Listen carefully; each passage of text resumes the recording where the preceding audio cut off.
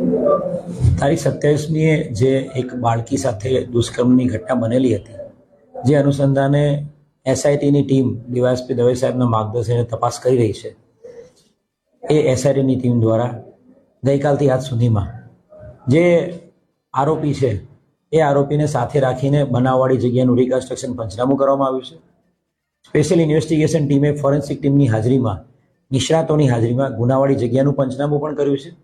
આરોપીના બનાવના દિવસે પહેરેલા કપડાં અને એની સાથે સાથે આરોપીનો મોબાઈલ ફોન પર કબજે કરવામાં આવ્યો છે. આરોપીની મેડિકલ તપાસણી પણ કરવામાં આવી છે.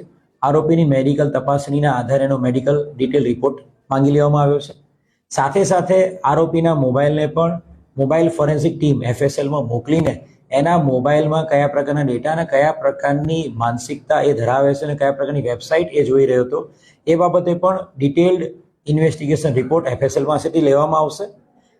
આરોપી વિરુદ્ધમાં તમામ વૈજ્ઞાનિક, ફોરેન્સિક, મેડિકલ અને સાયોગિક પુરાવો મેળવવાની હાલ કાર્યવાહી ચાલુ છે. જે આરોપી છે એને આજે કોર્ટમાં પ્રોડ્યુસ કરતા આરોપીના દિન 4ના તારીખ 2 સપ્ટેમ્બર સુધીના રિમાન્ડ બનાવની ગંભીરતાને ધ્યાને રાખીને કોર્ટે મંજૂર કરેલા છે.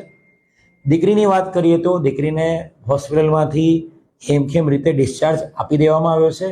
દીકરીની તબિયત સંપૂર્ણ સ્વસ્થ છે અને દીકરી